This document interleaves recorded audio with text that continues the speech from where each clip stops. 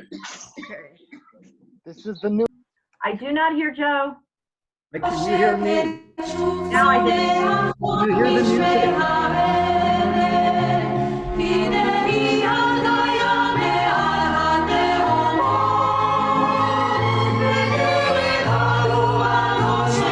Can you hear the music? Can you hear the music when I play it? Yes, we can. Okay, great. Okay, hi. Thank you for joining us. I hope your Seder was a particularly meaningful one, and Moadim L'Simcha. Big toda to Judy for organizing all of these broadcasts. We can't do an Aliyah L'Regel, so I thought we would at least focus today on Jerusalem.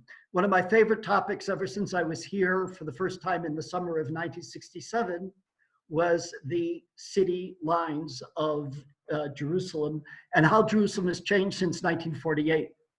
After getting my tour guide license in the 90s, I began to do tours along the Green Line or the City Line. And I was supposed to guide a synagogue group a few years back on a Friday, which turned out to be the Jerusalem Marathon. Okay, I explained to the rabbi that this was not going to be able, we were not going to be able to do this. So I had to think quickly, and I made this PowerPoint presentation, which has gone through a lot of different permutations. I have enough for about a full day of Hishtalmuyot, or perhaps a semester. So I'll be racing through certain things, and I've chosen other things to spend a little bit of time on. And I apologize if that I'm going to leave all kinds of questions open. Judy, I assume this is going to be being recorded. Okay, I don't know if she heard me. Yes, it's being recorded. It's being recorded. Okay, so and I will share the PowerPoint presentation with everybody, so you'll get all the pictures and everything else. Some of you may know more about this whole topic than yours truly, very, very possibly, but we're not going to have time for questions unless we extend it or start it up again. So you're welcome to write me separately or on the ISRA guides, questions, additions, corrections, suggestions, whatever it is. I'm not going to be looking at the chat, so if you have a problem, you'll have to shout out or whatever. And if we run out of time, we'll see if we can reboot. Are we all ready? Here we go.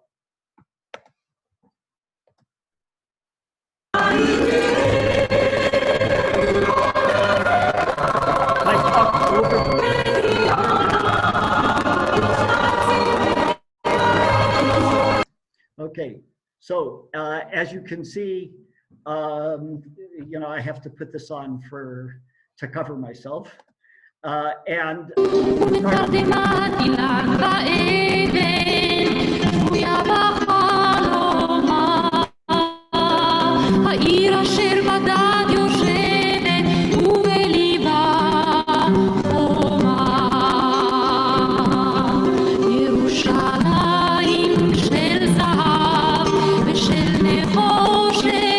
okay, and you know the rest. I played this in particular to show you the song that I heard when I was here in the summer of 1967. We sang this song every day and every night till it was coming out of our noses. And when it says, "Ha'ir asher badad yoshevet uvelibah choma," and her heart a wall, I always thought it was talking about the Kotel. And of course, I'm wrong. I was wrong then. Okay, and what we're talking about is this wall, okay, which is one of the defense walls on Manila Street. And here's another permutation of the dividing line between Jerusalem of Israel and Jerusalem of Jordan. Here is a picture of a polar bear eating ice cream in the snow. I don't know why that comes up. Okay, anybody want to guess where this is? Okay, I'm not listening to anybody. So it's the defense wall on King George Street. okay, to prevent snipers from shooting in. So they're looking all the way out to the old city there. Going right along, here's another picture of the dividing line where you have up here, you have the wall of the old city and the Collège de Frères, and you have the kids playing ball here. And we'll talk more about that later on as we go. So I'm going to do this more or less chronologically. We start in 1947, of course. With Soviet Union, yes. United Kingdom, abstain. The United States. And you know the rest, right? The partition on November 29th, 1947. And isn't that nice that the country was divided? But, and this is the map. This is the map that the United Nations came up with, the official map, where Israel, of course, is the bluish area, and the Arab state was supposed to be the pinkish area here. And in the middle, of course, we have Jerusalem, which was internationalized. This is there it is. And here's a detailed map of what Jerusalem would have looked like. And as you can see, it's not just Jerusalem per se, but it's Bethlehem. The entire area was supposed to be internationalized. And we know how great a job the United Nations does of that. We also know that it was not destined to last very long. And of course, we have the outbreak of what we call the first phase of the War of Independence, which was a civil war between the Arabs and the Jews.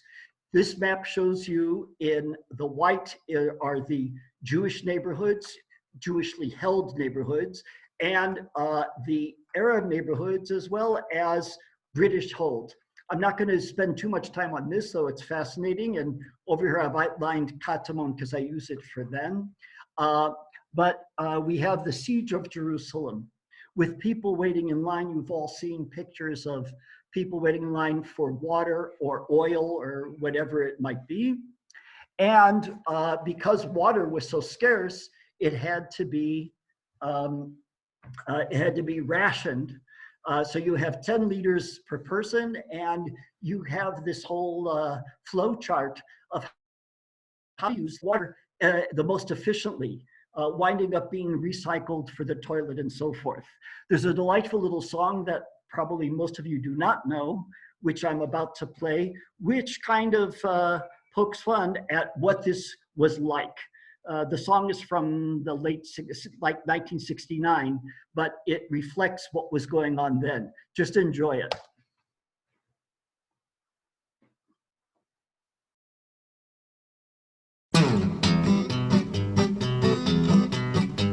הייתה לי כוס אחת של מים, היה זה במצור, בעיר ירושלים, לגמתי מן הכוס, טיפה אחת או שתיים, רק ככה להרטיב קצת את השפתיים. הייתה לי כוס של מים, היה זה במצור, בירושלים. הייתה לי כוס של מים, היה זה במצור, בירושלים.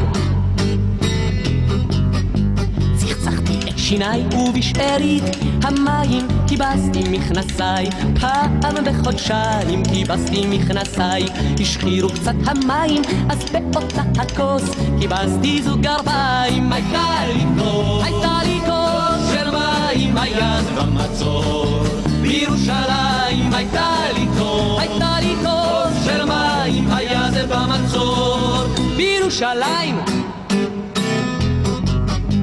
כיבסתי את גרביי ובשארית המים שטפתי את הרצפה, פעם בחודשיים את הסמרטוט הלך סחטתי בידיים, השקיתי בעציץ שושן אפילו שניים. הייתה לי כוס של מים, היה זה במצור, בירושלים. הייתה לי כוס של מים, היה זה במצור, בירושלים.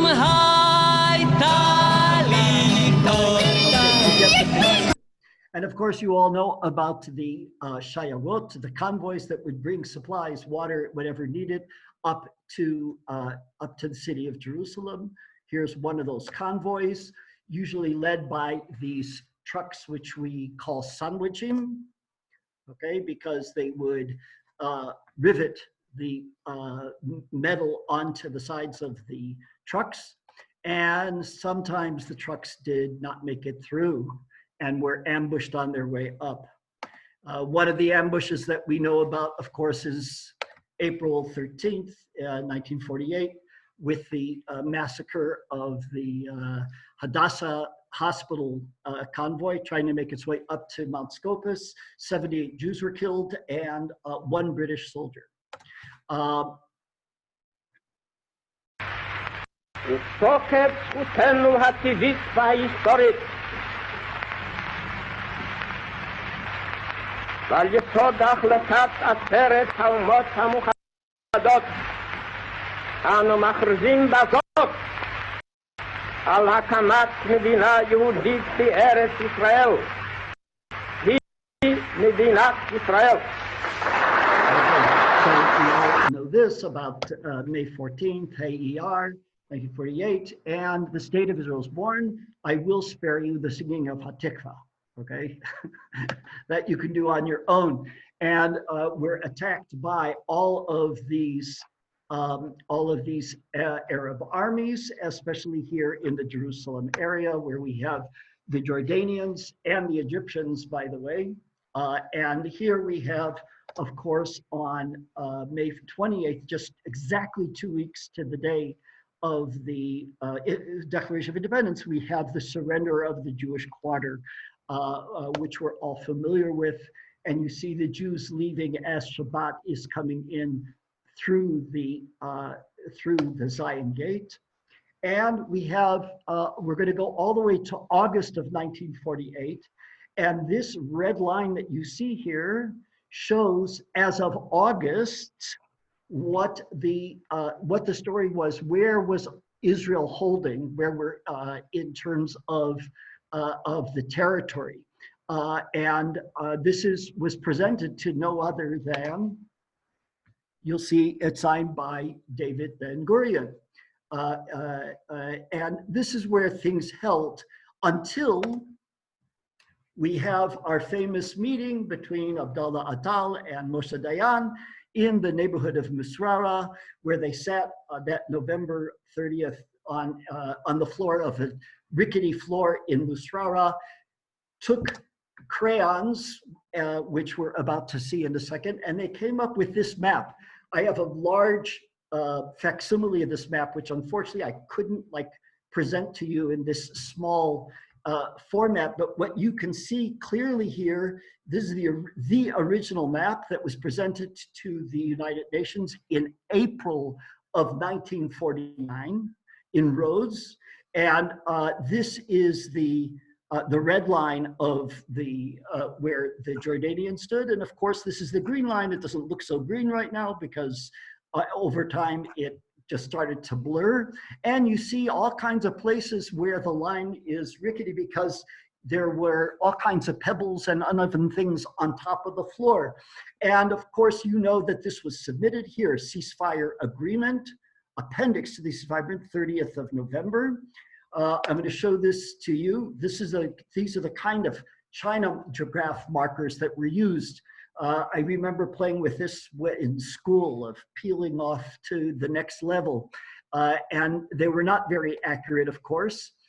Here's the same map in a little bit more detail in order to show you the signatures, which have moved. I don't know what happened to I have to move the whole thing.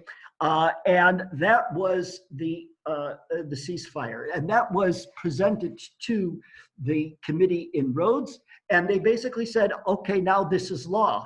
And you can imagine Moshe Dayan and Abdallah Atal looking at each other and saying, wait a minute, but this is not final. This is just a draft. And they said, as far as we're concerned, it's final. So that became law.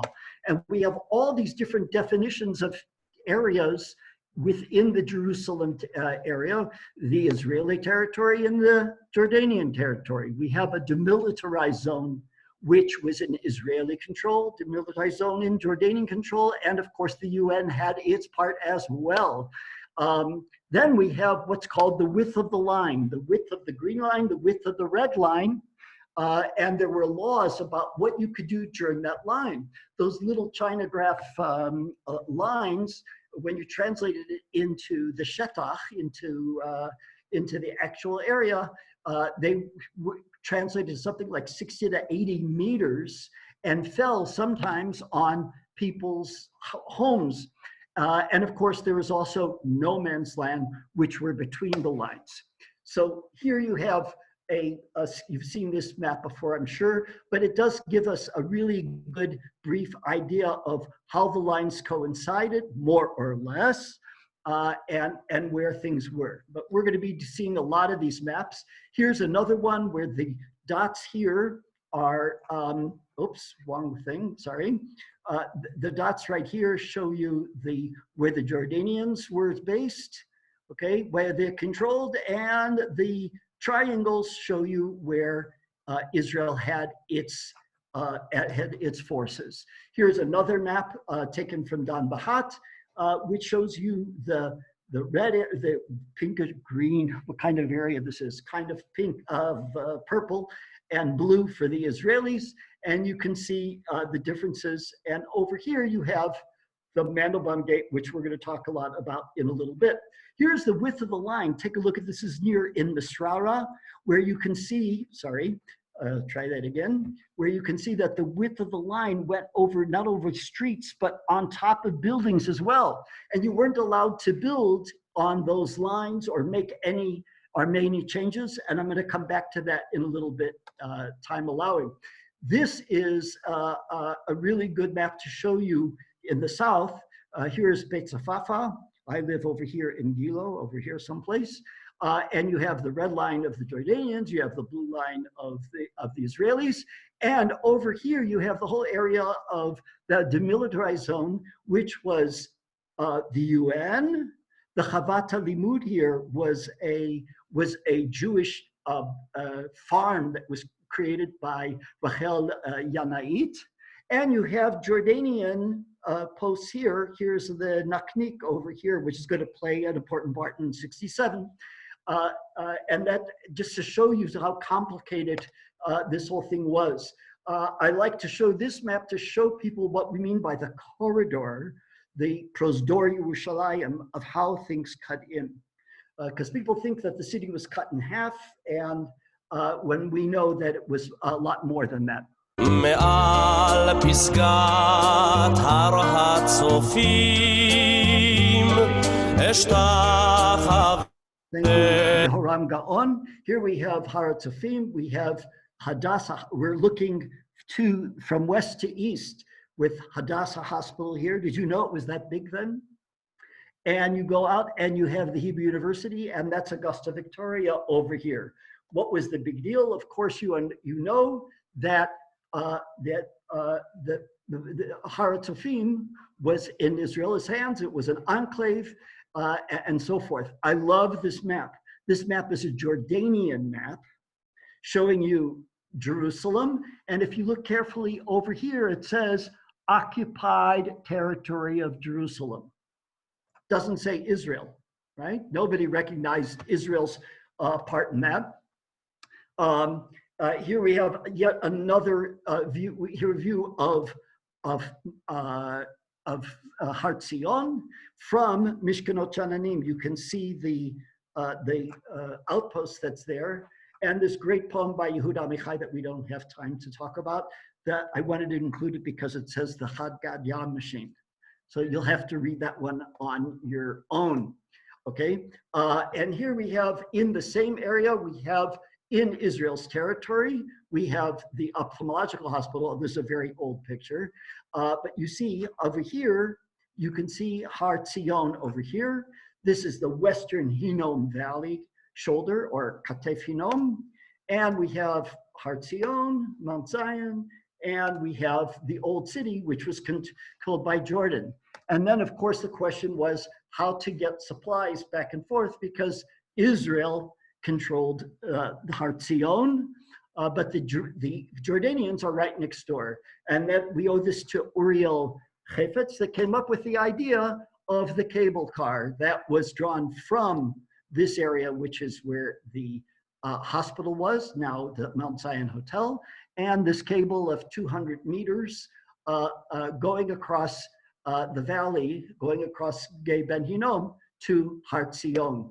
Okay, an unbelievable feat, and of course the line of the cable going to Har Zion, and the museum, which you can get to. So these are areas that I wanted to show you that were demilitarized. One was here at Har Zion, Har Hatzofim, which was in Israeli hands. Of course, we have, I did not show you this about the UN down here, this area. And we have about the Mandelbaum Gate, which is right there. And so how do we get this name Mandelbaum? Here is a home that belonged to Rabbi Mandelbaum, Rabbi Simcha Mandelbaum and his wife Esther, which was since destroyed. And this is a terrific map. I looked long and hard for this. And here's what you're going to see. First of all, Rabbi Mandelbaum's house is right here, okay? Right on the combined line of the Israelis and the Jordanians. I'll show you that in a second. There's Rabbi Mandelbaum's house. And the Israeli checkpoint was over here on this side. You all know this building, and we're gonna see it in a moment. And here we have a designation of where the Israeli lines were and where the Jordanian lines were. And the picture of the Mandelbaum gate, it's not the gate itself. There was no gate, it was a passageway. And this was the Israeli checkpoint. Okay, here you have another picture of that checkpoint. And yet another one. And this is a picture more or less from today, where you can see they added some stories here, and now it's a yeshiva. But here, what this monument that you see on your way up north, or coming down south, is where Rabbi Mandelbaum's house stood. Okay, so that was the actual, this area was the Mandelbaum crossing point. Okay, and during that time from between 1948 and 1967, of course, you have not just incidents of shootings and so forth, but you had people sharing cigarettes. There are stories of people of sharing food back and forth between the Arab areas and the Jewish areas. Here is a map of Abu Tor. This is a map of the attacks in 1967, by the way. But it does show you where the, it does show you where the different outposts were on the Israeli side and on the Jordanian side. And of course, this is the same Rehov Asael in Abu Tor. You can see it's not much of a street. And there are all kinds of stories of Fatima, I don't know, I'm just making up that name, who would make pitot, and she would actually throw them like frisbees over the fence to her Jewish neighbors. How they paid her, I don't know. Here's an Israeli outpost at Abu Tor. And if you're not sure where this would be, where here is the dividing line, we are indeed in the village of Beit Safafa, which was divided to two. This is the Israeli part, and this was the Jordanian part. I really feel bad for the people who are there. And again, here is Mamilla Street, looking at the same barrier that we saw before from a different perspective. And another polar bear eating ice cream in the snow. And this, I bring this part of the map of the old city to show you three buildings. You know a couple of them. You know the Notre Dame, and you know the French hospital, but there was another French building right here, which some of you won't see today for reasons that will become clear later on. And that's the one that I circled in blue. We're right next to outside the new gate. Okay, and what is that building? It's this beautiful building here, which was the convent of Soie de Marie Réparatrice. Okay, this was an order of nuns and so forth. And we're gonna come back to that, but that building was right there. So what is this building right here? That building is, of course, the French hospital, which still stands today. Okay, I'm gonna play this song for the first few stanzas. Fantastic song a poem written by Yitzhak Shalev, the father of Meir Shalev, and he's standing on top of the Notre Dame here, on top of the guest house. And this is the song as it goes, at least for a few verses. גג מנזר נוטרדם, לי היה כי נבוא את הקודש ואליו לא אבוא. נקודות מלבינות שם בהר הזיתים, מצבות הנחים מתחתן המתים. שחמש בשנים לא נפקד זיכרונם, לא תפילה בביתם ולא זר במעונם. And the song continues, but right, and they're so close. They're so close. Reach out your hand and grasp them, the Jaffa Gate and the Damascus Gate, and yet so far, like a passing dream. Come down from the roof, and it all disappears, except for a kind of tingling at the base of the fingers, except for the gritting of teeth and the buildup of tears. This was the life at that time. So here we have the French hospital and of course Notre Dame over here. And you all know the story about the woman that loses her dentures. No, it was not a nun that lost her dentures. This nun is looking for the dentures. And she finds them and then holds them up. Probably you've all seen these pictures, but what you probably don't know is that this was published. These are pictures by David Rubinger, and it was published in, I don't know if you're going to be able to see this, but up on top here, it should say that this was from, here's a picture of Miriam. She's the one that lost her dentures by coughing. And up on top, can you see it on top, where it says that this is from 1956? Okay, a lot of books and articles about this incident say 1954, and it's simply not correct. Okay, so here we have about the nun and the teeth, another great story of the Kava Ironi, and a little bit of what life was like during that time, not easy. And then, of course, we changed the mood completely in 1967. לך ירושלים בין חומות העיר, לך ירושלים אור חדש יאיר. So I hope you're dancing at least 2 meters apart. So we have the 6-day war, and on Wednesday, the 28th of ER, 1967, Tzahal, the IDF presents the city of Yerushalayim, presents the old city of Yerushalayim to the rest of the world. We have the very famous picture there. This is a less famous picture of one of the Yechidot that fought here. And if you look carefully over here, you'll see a sign that says Al Burak Street or Wailing Wall Road. Okay, this sign, of course, was quickly taken down after that. And here is just a few days later when the whole area was cleared. Okay, but the old city was still a dangerous place to be. And for those of you who can't quickly read the Hebrew, here's the English. All right, that there are snipers around. When I was here in 1967, when we went into the old city, they told us, you know, we had that there could be snipers and to be very careful. Okay, now I don't know if anybody can recognize this. If we had more time, I would play a guessing game, but we don't have that time. The clue is up here.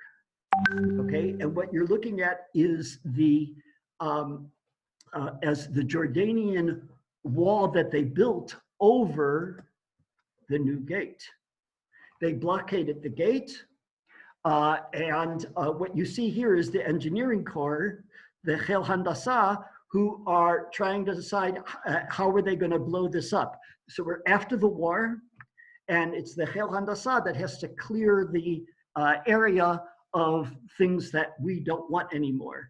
And after they clear that wall, we are now inside the new gate, looking outside. And what we see here is the Notre Dame, which was severely damaged, but still stood without a problem for all those years. Some of this damage is already from 1948, even though we're in 1967 now. And this is what it looked like, Notre Dame. But the statue and so forth are in shape, and there was actually some of the parts of the hostel were occupied. Now, take a look over here on the left, you'll see the St. Louis Hospital that we've seen before. And here we see this Soir Marie Rapportrice on the right. And what you're going to see now is they're clearing the area between these buildings. This is Notre Dame, this is the hospital, this is there. And here you have them blowing up this convent because it was in such bad shape that there was no way of repairing it. So that's why you don't see anything there today. And that was cleared again by, and of course, this is what we see of Notre Dame. I'm going to quickly go to 1967 to 2000, where you have in July, look at this, already on the 29th of June, just a couple of weeks after the war, Israel decides this is now going to be our border, okay? Oops, I did that again, okay? This is now going to be our border of Jerusalem. I've highlighted the original city line from 1948, but that's what's going to be. And in this map, you see the bluish areas. Here's my neighborhood of Gilo. Here I am. You can wave there. And Ramot and so on and so forth that have been built up in and around that area. Here is just a couple of blocks from my house, beautiful view of the city of Jerusalem. And here we go down. We're looking down into Beit Safafa and to the city center. I'm almost done, by the way. It takes another few minutes. Here you have we have the Intifada, the first Intifada, starting in 1987, and following that, the Oslo agreements, and the interim agreements were the areas A, B, and C, which you are familiar with, but I just point that out for the record. And then what happens from 2000 on? Ooh, nice picture in the background. Would you agree? Okay. And of course, we have the second Intifada starts in September of 2000. Terrible, terrible few years. Many of you remember trying to make a living during that time because we couldn't. Okay. Kind of reminds you of another period of time. The Israeli society was never the same. Here is a pretty famous lookout from my neighborhood of Gilo into the village of Beit Jala, which was in area A. And the shooting would go across. And again, I could spend at least another hour on this, but we move on. The Israeli society got fed up with all these suicide bombings and so forth. And we have our defense wall or defense fence, or some people call it the apartheid wall, whatever you want to call it, okay? The security fence was put up. Here it is in the Jerusalem area. Not all of this is even completed, okay? But it does show you some of the areas, okay? We have ST out here at Male Adumim, and so on and so forth. And here is a map from Ir Amin, which does a great job of showing where the border of Jerusalem is and where the defense wall or the fence itself is. And speaking of, here we have the defense barrier, whatever you want to call it. You notice, of course, that it's not all the very tall 8-meter concrete, but rather chain link fence. And this diagram shows you how in most places, what the intention was for building this fence. Okay. During 2015 with the knifings, do you remember that period? Okay, we went through. There was even thought of putting up this wall near to block people coming from Jabal Makaber, but that would have been another dividing line in the middle of the city, and it was quickly removed. Okay, and just about finally, we have this piece of wall. Anybody think they know where this is? Okay, you can't vote because you can't talk because you're muted, but here it is. Okay, it's part of the border between the USA and Mexico. Okay. So next time people complain about Israel, making this terrible wall, that's the story. Joe, I have to interrupt you. We're about to sign off. If you guys want to continue this, then go back, reboot it. But our time is up.